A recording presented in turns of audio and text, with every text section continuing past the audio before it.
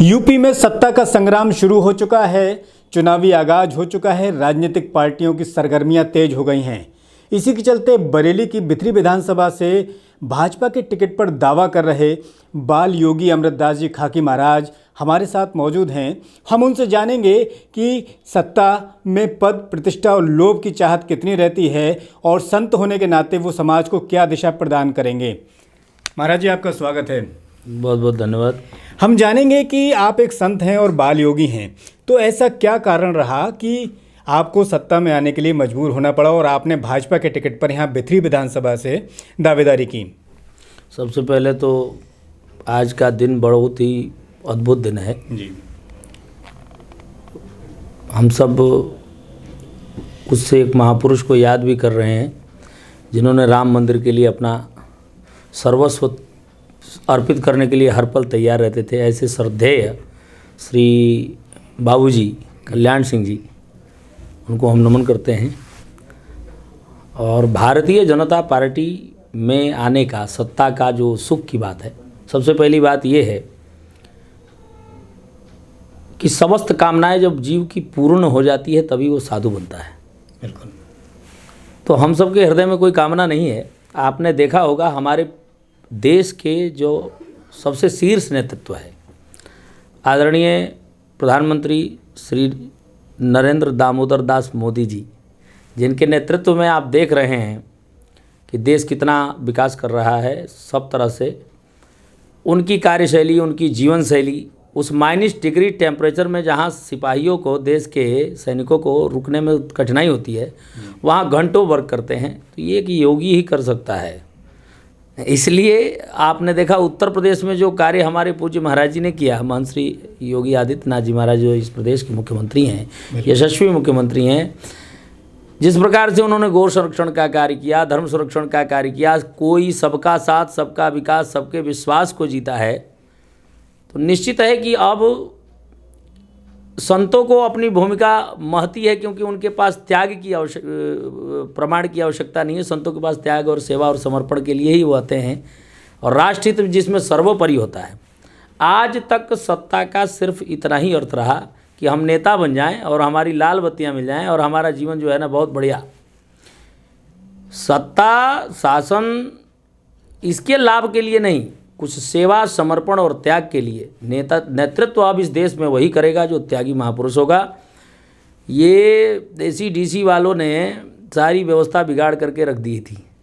अगर योगी नहीं आते तो यह संभव नहीं था जो देश में हमको आपको दिखाई दे रहा है। मोदी जी नहीं आते तो ये जो कुछ दिखाई दे रहा है, ये धारा 370-35 है, जम्मू कश्मीर का मुद्दा, श्री राम जन्मभूमि, काशी विश्वनाथ, मथुरा की भी तैयारी है, और निश्चित है हम सभी लोग सफल होंगे।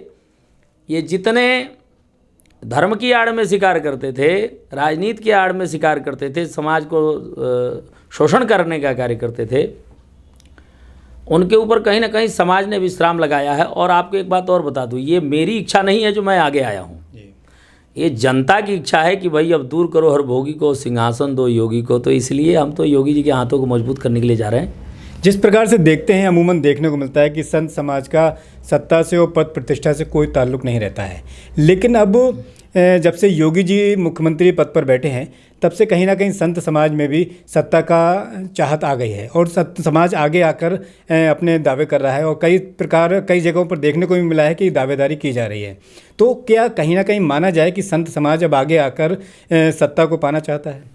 सत्ता पाना हमारी कोई, आपने अटल जी को सुना होगा, उन्होंने कहा कि हम सत्ता लोलुप लोग नहीं हैं। अगर आप भारतीय जनता पार्टी की नींव में जाएंगे तो आपने देखा उसमें त्यागी महापुरुषों की गणना बहुत है। तमाम महापुरुष हुए हैं जिन्होंने कहा कि भाई ये सत्ता अभी जाती हो तो कल जाती हो तो अभी चली जाए। सत्ता के लिए नहीं आना है, उस त्याग के लिए आना है, सेवा के लिए आना है। आपको मालूम होगा हमारे पूजनीय महाराज श्री ने, महंत श्री योगी आदित्यनाथ जी महाराज जी ने, इस प्रदेश के यशस्वी मुख्यमंत्री जी ने कोरोना काल में भी 18 घंटे वर्क किया। अपने पिता के मृत्यु हो जाने के बाद में भी उस प्रदेश की सेवा में लगे रहे, देश की सेवा में लगे रहे, लेकिन उनके संस्कार तक में नहीं जा पाए। ये केवल एक योगी कर सकता है। इसलिए आवश्यकता है संतों को आगे आने की, राष्ट्र निर्माण के लिए। राष्ट्र, जब ये राष्ट्र ही नहीं रहेगा तो हम राम की परिकल्पना कर पाएंगे? भारतवर्ष में राम से राष्ट्र है और राष्ट्र से राम है, इसलिए संतों को तो आगे आना ही आना है। और संत आप देखेंगे पूरी ऊर्जा के साथ। मैं अभी यात्रा निकाला, मंगलामुखी महायज्ञ और स्वराज का अमृत महोत्सव 75वां राष्ट्रीय स्वयंसेवक संघ के पावन सानिध्य में मैं कर रहा था। उसमें हजारों की संख्या में तो संत शामिल हुए। चूँकि मैं चुनाव भी लड़ रहा था तो क्या लोगों को ये पता नहीं था? मेरे पोस्टर बैनर लगे थे 123 बिथरी चैनपुर प्रत्याशी, संभावित प्रत्याशी। बिल्कुल। तो ये जिस तरह से सैलाब उपड़ा, हजारों की संख्या में गाड़ियाँ, घोड़े, बग्गियाँ, हमने 10 बुलाए तो 30 आए, हमने 500 गाड़ियां बुलाई तो 1000 आए। आप बात राम की करते हैं तो समाजवादी पार्टी के मुखिया अखिलेश यादव जी को इन दिनों भगवान कृष्ण का सपना आया है, तो वो कहते हैं कि भगवान कृष्ण उनके सपने में आकर ये कहते हैं कि उनकी सरकार बनने जा रही है। इस पर योगी जी भी तंज कसते हैं, तो इस पर आपका क्या कहना है कि कहीं ना कहीं समाजवादी पार्टी जिस प्रकार से स्वप्न देख रही है सत्ता में आने का, वो कितना उचित है उनका? केवल सत्ता में आने के लिए कृष्ण सपने में आने लगे। वो ये कैसे भूल गए कि हे कृष्ण, हे यादव, हे सखेती। उसी वंश में वो जन्म लिए जिसमें भगवान श्री कृष्ण आए, लेकिन उस वंश के गौरव को बचाने का कहीं कार्य उन्होंने किया आज तक? इससे पहले भी तो शासन सत्ता में वो रहे, एक बार चर्चा भी कहीं की। अयोध्या श्री राम जन्मभूमि और कृष्ण जन्मभूमि की चर्चा करने के लिए नेताओं से एक बार भी, इनसे समाजवादी, बसपा, कांग्रेस कोई भी हो, इनसे अगर एक बार भी चर्चा कर दी जाए तो इन लोगों की स्थिति ये होती थी कि जैसे लगता था कि पता नहीं इनके पीछे कोई सांप पड़ गया हो, जाने इनके पीछे क्या आफत आ गई हो, जल्दी से भागते थे। चर्चा नहीं किया इन्होंने राम और कृष्ण, इनके जीवा पर आना। ये तो महाराज आजकल तो बहुत लोग जनेऊ पहन के घूम रहे हैं, तिलक लगा के घूम रहे हैं, मार मंदिरों में मत्था टेक रहे हैं। इससे पहले तो किसी ने नहीं किया ऐसा। कारण है लोगों को यह मालूम पड़ गया, ये जान गए जो हिंदू के आस्था के साथ खिलवाड़ करेगा अब उस देश में राज नहीं करेगा, निश्चित ही नहीं करेगा। हिंदू अब सोया नहीं, अब जग गया है। जिस प्रकार राम मंदिर का कोर्ट ने फैसला दिया, अब चुनाव के समय में आके बीजेपी ने भी श्री कृष्ण जन्मभूमि और मथुरा काशी की बात को उठाया है, तो ये क्या चुनावी स्टंट है? आपको किस नज़रिए से लेते हैं? देखिए, ये चुनावी स्टंट नहीं है इनका, आज से नहीं, जब से इस जनसंघ के समय से, जब से यह पार्टी का अभ्युदय हुआ है, उसके पार्टी के प्रपत्र में, उसके घोषणा पत्र में रहा है कि राम मंदिर बनना है, काशी विश्वनाथ का उद्धार होना है, राम जन्मभूमि की जय, कृष्ण जन्मभूमि की जय, काशी विश्वनाथ की जय। तो पहले से जय करते आए हैं, ऐसा कोई चुनावी मुद्दा हमने थोड़ा ना बनाया है, आज से पहले से ही ऐसा विधान नहीं। हर बार चुनाव में इस तरह के मुद्दे उठ जाते हैं और कहीं ना कहीं धार्मिक चीज़ें आगे आती हैं। देखिए, हमारे राम जी हमारे प्राण हैं, हमारे आस्था के केंद्र के साथ साथ हमारी श्रद्धा। और इस भारतवर्ष के, भारत एक जो है धर्मशील देश है। यहाँ धर्म को मानने वाले, यहाँ ओल्ड हाउस नहीं होता, यहाँ माता पिता हमारे जो है मातृदेवो भव पितृदेवो भव। तो हम कोई पाश्चात्य सभ्यता वाले लोग थोड़े ना हैं, ये तो भारतवर्ष की संस्कृति है। और इसमें महाराज हमारे जो आराध्य हैं उनके ही हमारे माता पिता को कोई अपमान करेगा तो हम उसका सम्मान नहीं कर पाएंगे। अब बात करें आपकी बिथरी विधानसभा की, तो अगर आप बिथरी विधानसभा से दावा कर रहे हैं और बिथरी विधानसभा को देखा जाए वर्तमान परिवेश में, तो वहाँ विकास कार्यों की आज भी बहुत दरकार है और वहाँ ज़रूरत है। तो आपका क्या स्वप्न होगा अगर आप जनप्रतिनिधि के रूप में वहाँ से निर्वाचित होते हैं, तो आप किस तरह का स्वप्न देखते हैं अपनी विधानसभा के लिए? देखिए, मैं तो ये प्रयास करूँगा, चूँकि मैं साधु हूँ, मेरा जीवन ही सार्वजनिक है। हमारी एक एक प्रॉपर्टी, हमारी एक एक चीज़ें सार्वजनिक हैं। हमारे पास कुछ नियम तो फक्कड़ हैं, जो कुछ भी है वो संस्था का है, पंच का है। मैं भी इस देश का एक धरोहर हूँ, मुझे जैसे भी समाज चाहे वैसे उपयोग करता है, धर्म के लिए, अधर्म के लिए नहीं, अच्छे कार्यों के लिए, बुरे कार्यों के लिए नहीं। उसके लिए फिर हाथ जोड़ते हैं हम, हमें क्षमा करें। तो परिस्थिति ये है कि हम ये चाहेंगे कि हमारा बिथरी इस पूरे उत्तर प्रदेश में एक अपनी अलग पहचान बनाए, एक अलग नाम बनाए कि यहाँ जो कोई भी आवे नेता तो एक बार विचार करने को मजबूर हो जाए कि भाई वास्तव में यहाँ संत आए हैं, तो यहाँ हर चीज़ जो है प्रामाणिक रूप से समाज की सेवा में लग रही है।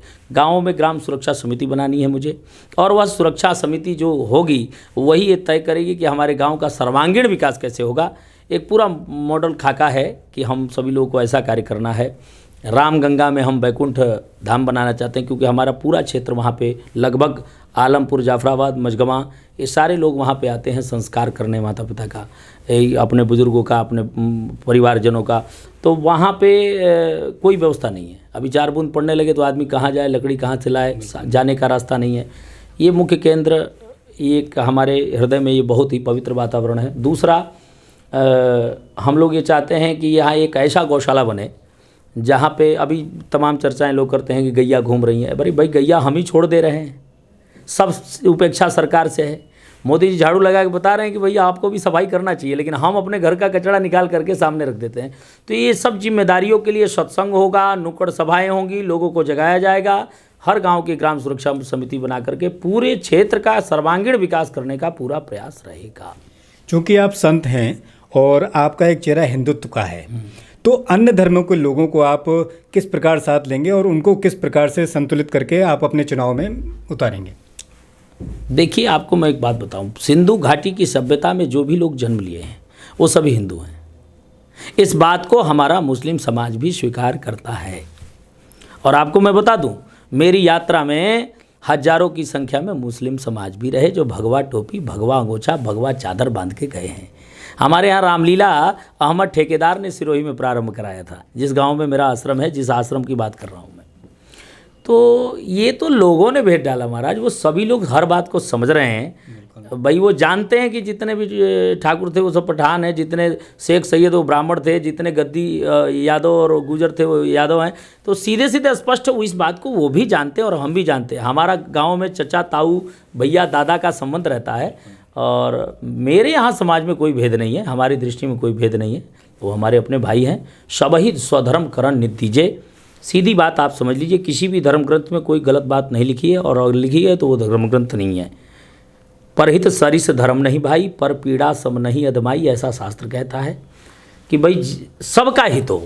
तो सबका साथ, सबका विकास और सबका विश्वास का जो संकल्प है मोदी जी का, उसी पर काम करना है। आप एक माउंट पे चढ़ने के रास्ते अलग अलग हो सकते हैं, लेकिन लोग पहुंचते एक ही जगह हैं।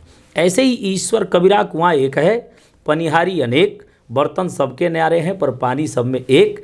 ईश्वर एक तत्व है जो सबके साथ है। अब आदमी भटक जाता है, कहीं कहीं शब्दरण्यम महाजालम भ्रमणम चित्त जीविना, शब्दों के जाल में फंस जाता है। तो कोई बात नहीं, सब अपने अपने तरीके से ईश्वर को याद करें, हमें कोई दिक्कत नहीं है।